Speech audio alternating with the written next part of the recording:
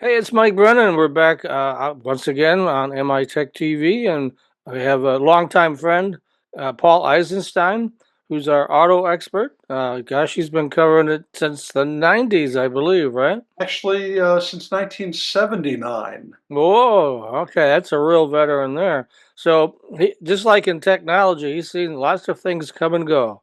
But what we're going to talk about that just arrived, or is arriving, shall we say, is the high price of gas right now. There are all sorts of shenanigans going on in the Straits of Hormuz.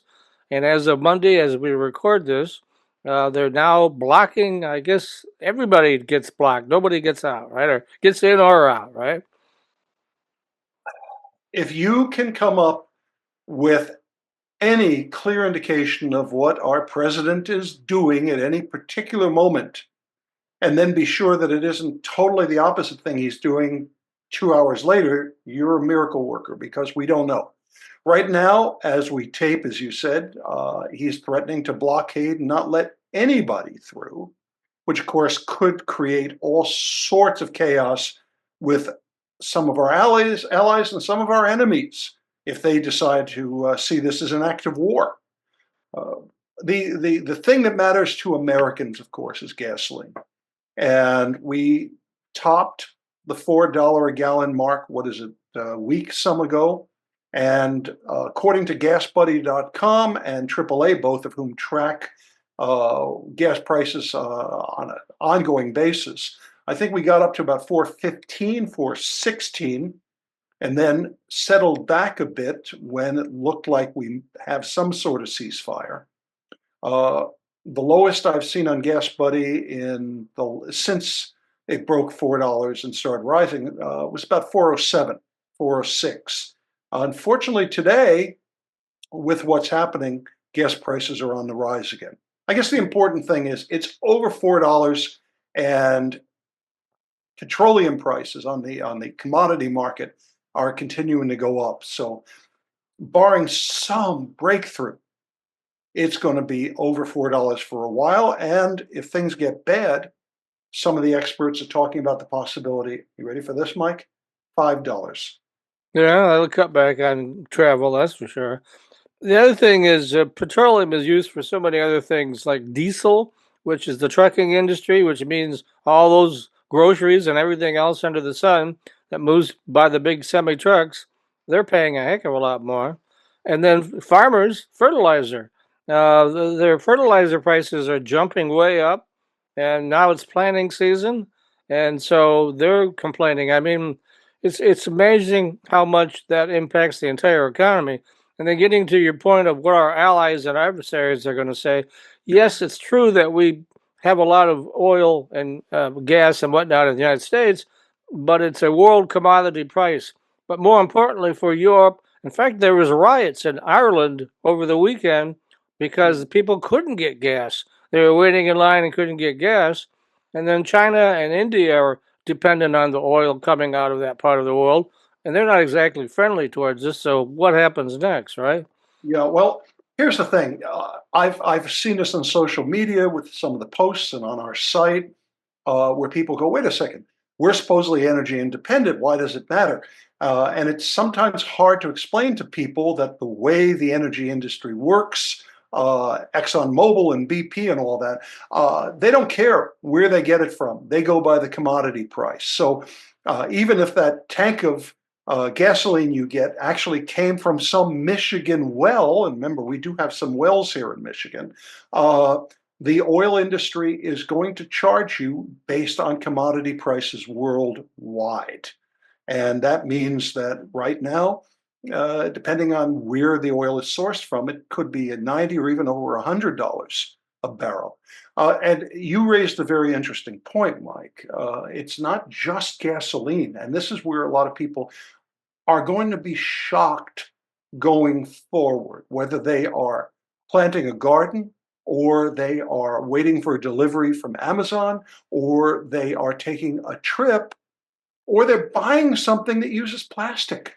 What people don't realize is a significant amount of the plastics that are used worldwide come are made through use of materials like polyethylene, and a significant source of those raw materials is the Middle East and comes through the Strait of Hormuz. So we're already seeing, from what I understand, some shortages of some of the plastic materials because the raw materials aren't available, particularly in Europe and some other markets dependent on those raw materials coming from the Gulf. You're going to see the impact on food because, of course, if if the farmer is paying more for fertilizer, that's going to translate into higher costs. You're going to see it because the transportation to get that food or your package from Amazon is going to go up, and so on and so forth. We have a real potential nightmare here in the US, and in some parts of the world, it's even worse. Yeah, it's like you say, it's hard to figure out what that guy's going to do from day to day. I don't even know he knows what he's going to do from I day don't to think day. it does. So, but we could spend a whole hour on Donald Trump's mind, but we won't do that. Let's talk about the New York Auto Show. Yeah, interesting show. You're well aware that since COVID hit, the auto industry has really changed the way it brings products to market. It used to be that 60, 70% of new vehicles were debuted at one auto show or another. There was a time about 20 years ago when we had as many as 70 different products preview in Detroit. This year, Detroit didn't have any during press days. They had a couple off hours, but nothing like they did. New York is the closest auto show we've had to the old days. There were about a half dozen significant intros and about a half dozen vehicles that had been previewed, say, through online events or the like, but the first public showing was in New York. Interestingly enough, it was dominated by the Koreans. The Korean automakers have decided they're going to keep the auto show circuit alive, at least as a news source. We saw the Kia EV3, which is their affordable battery electric vehicle, and their Seltos debut there. Probably the big story, though, was the Hyundai Boulder. It's the second concept following the launch of the Crater concept in LA last year. The Boulder is a body on frame off-roader, very serious SUV, the type of product that would go up against the likes of the Bronco or the Jeep Wrangler and the like. And here's the important thing. While Hyundai is sort of waffling, saying, well, it's a concept, we're measuring reaction, the reality is there will be a production version of that before the end of the decade, probably in about 3 years. And this body on frame platform that it uses, we did get confirmation that it will also underpin a mid-size pickup, the likes of the Toyota Tacoma or the Chevy Colorado, Ford Ranger, and the like, and other vehicles. Also, that same platform will underpin a mid-size pickup from Hyundai's sibling Kia, and we will see other vehicles appear using that platform in the Hyundai, Kia, and Genesis, the luxury brand as well. So this is a big announcement. This is a big step, and it means the Koreans are taking on taking another shot at Detroit and some of the Japanese, where they make a lot of their money. Interesting dynamics there. So, what else is going on that's hot news that you want to discuss? Well, we saw some interesting, not very nice numbers, of course, from the auto industry as we entered into April. Uh, March sales were pretty poor. They were down about, 6.3%, if I remember correctly. And some automakers really got nailed. There were a handful that did all right. Stellantis, which is just beginning to recover from the mess their former CEO, Carlos Tavares, left them in. They actually were one of the few automakers to actually gain some traction in March. But that again was because they did so poorly last year. Probably the weakest brand, which was down by a third compared to the first quarter 2025, was Buick. And they have a lot to, well, point their fingers at Donald Trump for causing that huge slump. If you look at it, well, first of all, Buick is really an import brand today. Once upon a time, it was the brand chosen by American middle class, the sort of elite, the doctors and lawyers and the like. And then it virtually died. It's bounced back, but 3 of the 4 products that they sell come from abroad, particularly the Envision, which is their Chinese model. And sales of that were down by 2/3. That was a major product for them.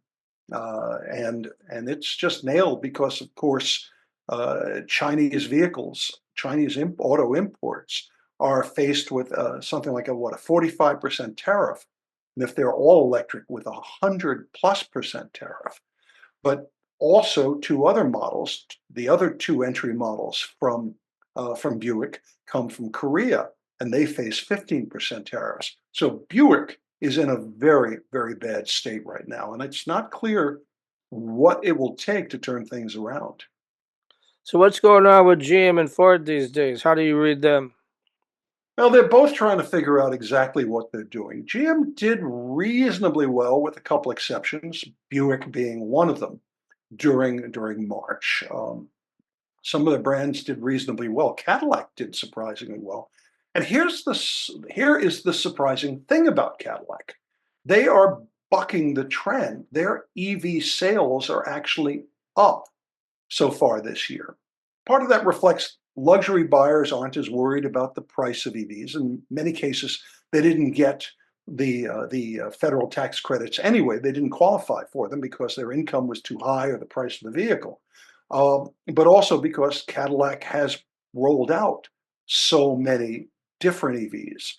You have the Lyric, the Vistic, the Optic, the Escalade IQ, and then you have their I mentioned the Celestiq, which is their $300,000 EV.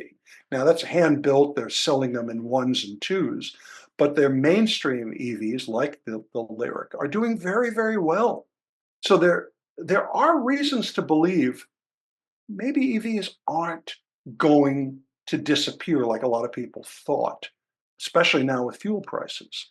Uh, I have an EV, and I got to tell you, plugging in at home as opposed to going to a gas station and spending $4 and change for that same pickup, the F-150 Lightning, my energy costs are maybe 40% of what somebody with a regular F-150 will pay. To wrap this up, why don't we talk about your new Substack project? Yeah. So, of course, I think, well, we've talked many times on the air about the magazine that I publish, and I hope people will check that out. Headlight.news, no .com, headlight.news.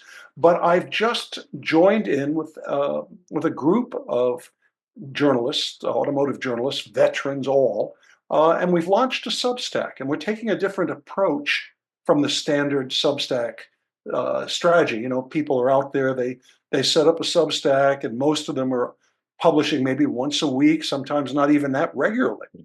Our strategy is to give you a different voice every day of the week, 5 days a week, from veteran auto writers, and cover the world with the sort of the unique flavor you can get with Substack, which encourages writing that really is more than just what you get in a magazine or a newspaper. It's called The Car Collective. The Car Collective, and you can subscribe either by going to Substack and looking us up, The Car Collective, or you can subscribe by going to thecarcollective.substack.com. Thecarcollective.substack.com. Best of all, it's still free. Well, free is good. Everybody likes that, and it'd be great to. I'll try to subscribe to that myself so I can stay up with the most current auto news.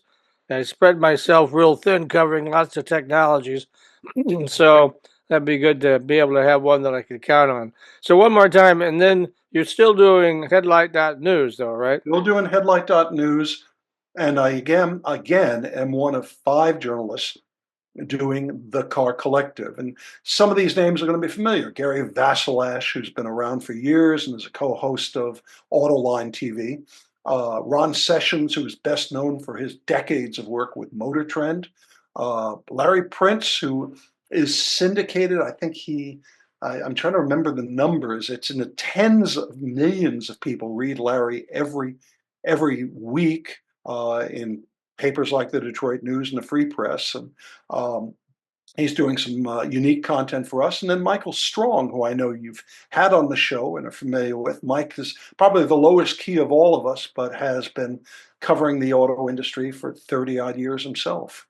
So it's Mm. it's it's a unique take on the auto industry. All right, we'll keep it at that. Thanks for being on the show today, Paul. Look forward to hearing from you again next month. It's good to be with you, Mike. Thanks, Paul. All right.